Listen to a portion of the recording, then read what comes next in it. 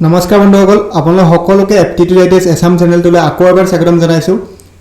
আজিৰ এই ভিডিঅ'টোত আমি মডাৰ্ণ ইণ্ডিয়ান হিষ্ট্ৰীৰ কেইটামান ইম্পৰ্টেণ্ট MCQ কুৱেশ্যন ডিছকাছ কৰিম। চ' অলৰেডি আমি মডাৰ্ণ ইণ্ডিয়ান হিষ্ট্ৰীৰ বহুতকেইটা ভিডিঅ' অলৰেডি আপলোড কৰিছোঁ, তাত বহুতকেইটা ইম্পৰ্টেণ্ট কুৱেশ্যন আমি ডিছকাছ কৰিছোঁ। তাৰ লগতে আমি Indian geography Assam geography related এটা চিৰিজ অলৰেডি আপলোড কৰি থৈছোঁ আমাৰ চেনেলত। আপোনালোকে ভিডিঅ'টোৰ ডেছক্ৰিপশ্যনত তাৰ লিংক পাই যাব। লগতে আপোনালোকে এই ভিডিঅ'টোৰ আগৰ যিকেইটা ভিডিঅ' আছিলে সেইবিলাকৰ যিবিলাক লিংক হয় সেই লিংকবিলাকৰ ডেছক্ৰিপশ্যনত পাই যাব, লগতে ওপৰৰ আই বুটামত আপোনালোকে পাই যাব। ঠিক আছে, চ' তেতিয়াহ'লে বলক আজি ভিডিঅ'টো ষ্টাৰ্ট কৰোঁ। চ' প্ৰথম কুৱেশ্যনটো চাওঁ সকলোৱে, who was the first governor general of India? কোন আছিল ভাৰতৰ প্ৰথমজন গভৰ্ণৰ জেনেৰেল? চ' ইয়াত চাৰিটা অপশ্যন দিয়া আছে, Warren Hastings, William Bentinck, then Lord Dalhousie and Lord Canning. So' এই যিটো কাৰেক্ট এনচাৰ হ'ব option number A, Warren Hasting. ঠিক আছে, চ' ভাৰতৰ প্ৰথমজন গভৰ্ণৰ জেনেৰেল যদি সোধে সেইটো কাৰেক্ট এনচাৰ আহি যাব ৱাৰেন হেষ্টিংছ। ঠিক আছে, চ' ৱাৰেন হেষ্টিংছ ভাৰতৰ প্ৰথমজন গভৰ্ণৰ জেনেৰেল আছিলে।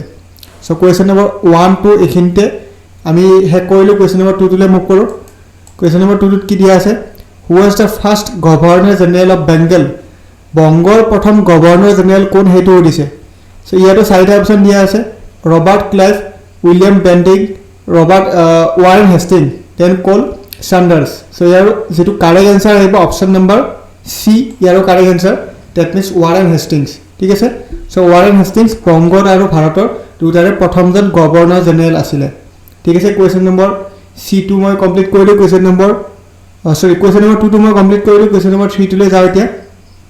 কুৱেশ্যন নম্বৰ 3টোত কি দিয়া আছে, the British governor general and viceroy who serve for the longest period in India? ভাৰতৰ আটাইতকৈ দীৰ্ঘদিন কাৰ্যনিৰ্বাহ কৰা ব্ৰিটিছ গভৰ্ণৰ জেনেৰেল আৰু ভাইচৰয় কোন আছিলে? চ' ইয়াত চাৰিটা অপশ্যন দিয়া আছে, Lord Irwin, Lord Dalhousie, Lord Curzon, then Lord Linlithgow'. নামটো স্পেলিংটো অলপ উচ্চাৰণ কৰাত প্ৰব্লেম হৈছে। চ' এই যিটো কাৰেক্ট এনচাৰ আহিব সেইটো হ'ব option number B, Lord Dalhousie. ঠিক আছে, চ' লৰ্ড ডেলহাউচি ভাৰতৰ আটাইতকৈ দীৰ্ঘদিন কাৰ্যনিৰ্বাহ কৰা ব্ৰিটিছ গভৰ্ণৰ জেনেৰেল আৰু ভাইচৰয় আছিলে। ঠিক আছে, চ' লৰ্ড ডেলহাউচি ইয়াৰ কাৰেক্ট এনচাৰ। কুৱেশ্যন নম্বৰ 3টো কমপ্লিট কৰিলোঁ। কুৱেশ্যন নম্বৰ 4টোলৈ মুভ কৰোঁ এতিয়া। কুৱেশ্যন নম্বৰ 4টো কি কৈছে, the title of viceroy was added to the centre of the governor general of India for the first time in? ভাৰতৰ গভৰ্ণৰ জেনেৰেলৰ কেন্দ্ৰত প্ৰথমবাৰৰ বাবে ভাইচৰয় উপাধি সংযোজন কৰা হয়। চ' ইয়াত চাৰিটা অপশ্যন দিয়া আছে, 1848, 1833, 1897, দেন 1858। যিটো কাৰেক্ট এনচাৰ আহিব সেইটো কি হ'ব চাওক সকলোৱে, the Government of India Act 1833 converted the title into governor general of India. The title viceroy and governor general was first used in the queen's কি কৈছে প্ৰক্লেমেশ্যন এপইণ্টিং ভিস্কাউণ্ট কেনিং ইন 1858। ঠিক আছে, চ' এইখিনি পঢ়ি চাব আপোনালোকে। এই যিবিলাক নোট বা এক্সট্ৰাকৈ দিয়া থাকে এই গোটেইবিলাকৰ PDFটো আপোনালোকে ভিডিঅ'টোৰ শেষত আপোনালোকক এটা নম্বৰ দিম আমি, সেই নম্বৰটো আপোনালোকে ইয়াৰ কাৰেক্ট এনচাৰটো গোটেই PDFটো পাই যাব। ঠিক আছে, লগতে এইবিলাক কুৱেশ্যনৰ যদি এক্সট্ৰা আকৌ আপোনালোকক কুৱেশ্যন লাগে তেতিয়াহ'লে তাৰ কাৰণে আপোনালোকে এক্সট্ৰা PDFো পাব, য'ত ডিটেইলছ এই টপিকবিলাকৰ ডিটেইলছ দিয়া থাকিব। চ' সেইবিলাকৰ কাৰণে আপোনালোকে এটা নম্বৰ দিম ভিডিঅ'টোৰ শেষত, সেই নম্বৰটোত কণ্টেক্ট কৰিলে আপোনালোকে পাই যাব। ঠিক আছে, চ' কুৱেশ্যন নম্বৰ 4টো এইখিনিতে আমি কমপ্লিট কৰিলোঁ। কুৱেশ্যন নম্বৰ 5টোলৈ যাওঁ। কুৱেশ্যন নম্বৰ 5টোত কি কৈছে, which of the following act ensured the establishment of the Supreme Court in India? তলৰ কোনখন আইনে ভাৰতত উচ্চতম ন্যায়ালয় স্থাপন কৰাটো নিশ্চিত কৰিছিলে? চ' চাৰিটা অপশ্যন দিয়া আছে, পিটছ ইণ্ডিয়া এক্ট এট 1784, তাৰ regulating act at 1773, then option number C আছে charter act 1798, then option number D আছে চাৰ্টাৰ এক্ট 1838। চ' যিটো কাৰেক্ট এনচাৰ আহিব এইটো আহিব অপশ্যন নম্বৰ বি, তাৰ ৰেগুলেটিং এক্ট এট 1773। ঠিক আছে, চ' এইটো কাৰেক্ট এনচাৰ আহিব অপশ্যন নম্বৰ বি। চ' নেক্সট কুৱেশ্যনটোলৈ মুভ কৰিছোঁ। Sir Thomas rock came to India with a letter from the British monarch? British ৰজাৰ চিঠি লৈ ছাৰ থমাছ ৰক ভাৰতলৈ আহিছিলে।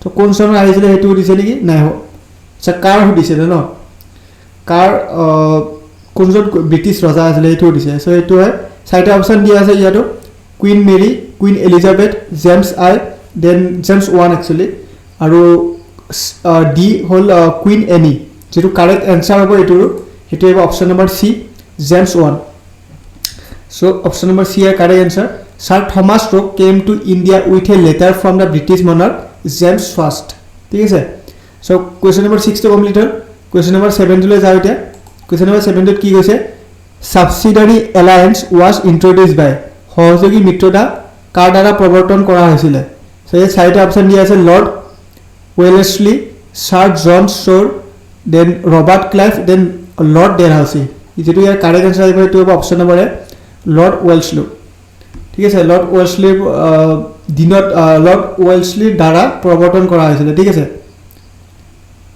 সো অপচন নম্বৰ এই আপোনালোকৰ correct answer subsidiary alliance was introduced by Lord Wellesley The question here explanation दिया है explanation ने आपलोग पढ़ी सब था subsidiary alliance system was non intervention policy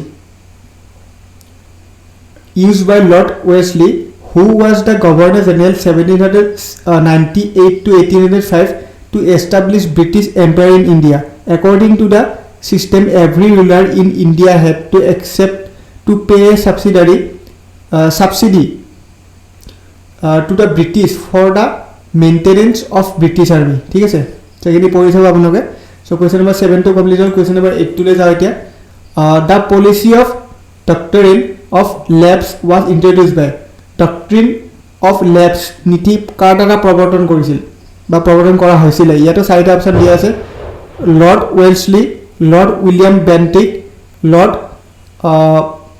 মেকাউলি then Lord Dalhousie so যেটো কাৰেক্ট answer है वो option number D Lord Dalhousie so explanation की है the doctrine of lapse was annexation policy applied by the British East India Company in India until 1858 the policy is most commonly associated with Lord Dalhousie who was the Governor General of the East India Company in India between 1848 and 1856 ठीक है So option number D correct answer the policy of doctrine of lapse was introduced by Lord Dalhousie.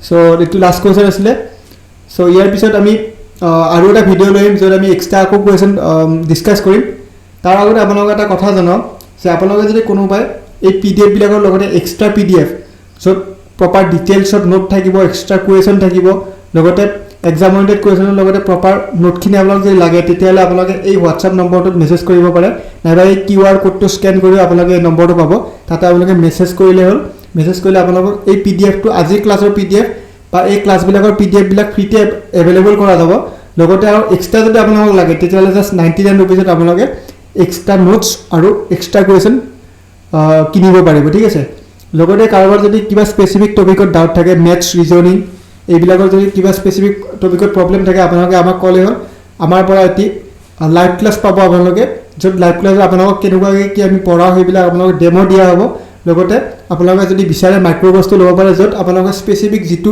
সাবজেক্টত problem থাকে যদি ইংলিশত আছে ইংলিশত ম্যাথছত থাকিলে ম্যাথছত ৰিজনিংত থাকিলে ৰিজনিংত আপোনালোকে ল'ব পাৰিব নাইবা কাৰোবাৰ যদি কাৰেন্ট এফেয়াৰ্স লাগে এক্সট্ৰাকৈ ডেইলি কাৰেন্ট এফেয়াৰ্স নাইবা জিকেট ম্যাথছ পলিটি কি বুলি কয় পলিটি যদি কাৰোবাৰ প্ৰবলেম আছে নাইবা ইন্ডিয়ান জিওগ্ৰাফি ইন্ডিয়ান হিষ্ট্ৰি এইবিলাক সকলোবিলাক পাই যাব ঠিক আছে সো আজি ক্লাছটো এখিনি আজিলৈ এখিনি আছিল আকৌ লগ পাম নেক্সট ক্লাছত তেতিয়ালৈ থ্যাংক ইউ